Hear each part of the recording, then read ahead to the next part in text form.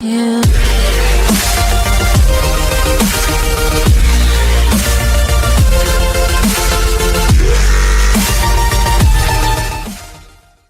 If you're joining me from the previous video, we're in the middle of pulling a key using Keylight. Now, if you just jump to this specific area, you're in luck because we're going to get into some more tips and tricks for actually refining a key inside of Keylight. Now I'm going to zoom in my scene here, and you can see I have some green pixels on the inside of my mat. These pixels are being generated by a setting inside of Keylight. Let's go to the effects control panels and then click on the view pull down. Notice we're set to status.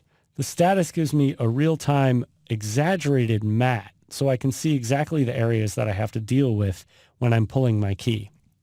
The green areas are letting me know that I've lost data in that area. The gray pixels are transitional areas, so it's okay to have that around the edge. Let's go to the final result here. Now it looks like a relatively decent key, but unfortunately parts of the background are poking through our model here. So what we need to do is adjust our settings so we don't have any more of those green pixels. We can try that first with some foreground color correction. I'm going to open up the foreground color, and the reason I'm choosing foreground, obviously she's the subject, so she's in the foreground. We can enable color correction. And let's zoom out here just so I can get a better view. She looks a little bit washed out, so I'm going to go ahead and just bump up the saturation here a little bit. That's already looking better. We can go ahead and up the contrast just a tiny bit, not too much. We could adjust the brightness down just by clicking and dragging. And I think that's already significantly better. Now, before I can decide whether or not this is really a good key, I should have something in the background. So if you go to your Shy button here in the timeline, that'll make layer 2 appear. Now let's turn the visibility on for layer 2. Now here's the background we'll use to superimpose our green screen key. Now we've done some foreground color correction, but I still have a neat little halo right around the edge of her hair. So I'm going to zoom in here and press the space bar so I can just sort of move up around the edge of her hair. If you collapse the foreground color correction area, we can go to the edge color correction. Let's go ahead and enable edge color correction. Now with that set up, let's open up the edge color suppression box. In here, we could suppress any other colors that are bleeding off. Usually when I shoot green screen, I end up suppressing the green channel. Now when I click on that, it kind of made her hair a little more white. Let's undo. So I don't necessarily want to suppress any green. What we can worry about is actually making adjustments to the edge softness. So let's click and drag on that parameter. That's just going to soften the edge of the transition.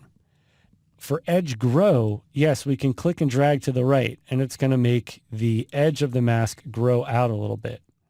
Let me undo that. But you can also click and drag to the left, and that's going to pinch in the mask a little bit. Now we're getting a little finer detail around the edge.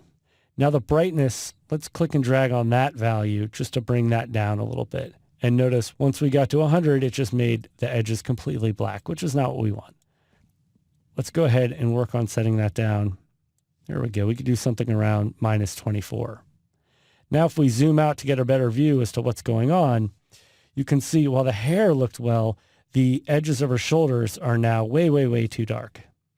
So let's change that brightness value back up to 0. And it looks like that seems to have fixed the issue. Now, just so I can see our composition more clearly, I'm going to press Shift// or the question mark key. Anytime you want to verify that an edge is clean or not, you want to make sure that you're at 100% magnification when you're verifying. Now, I'm going to continue to make some minor adjustments to the edge color correction. Let's click and drag on the contrast. And notice it's pretty sensitive, so I'll just bring the contrast up to around 11 and then see if we can soften that edge a little more just by clicking and dragging. Now if we move over here to the right area, I'm getting a slight halo around the right side of her arm. Let's disable edge color correction and re-enable it, and you can see it's just primarily dealing with the skin tone.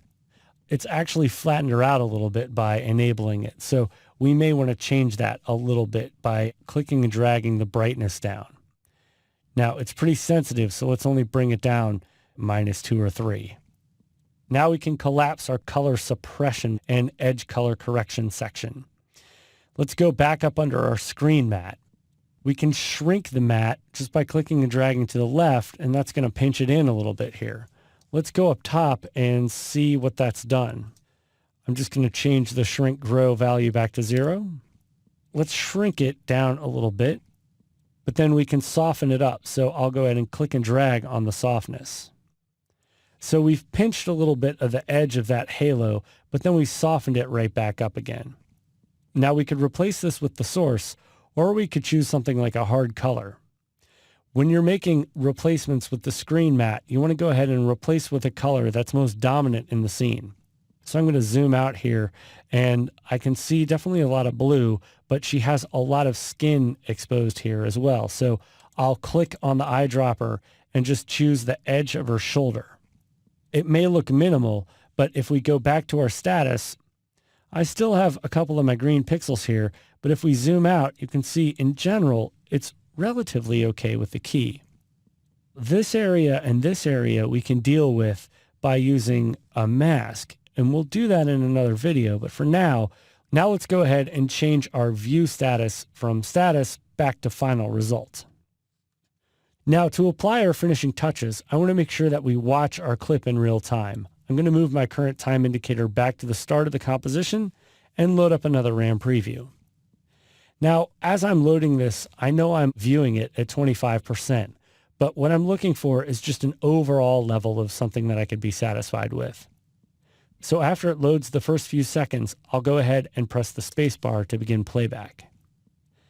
And this actually looks like a pretty decent key, so I'm going to go ahead and stop right now. So we've refined our key by going through some of the other screen mat options, foreground color correction, and edge color corrections. Now, the last thing that I usually do is go ahead and create a mask for any extemporaneous elements that may not be keying out particularly well.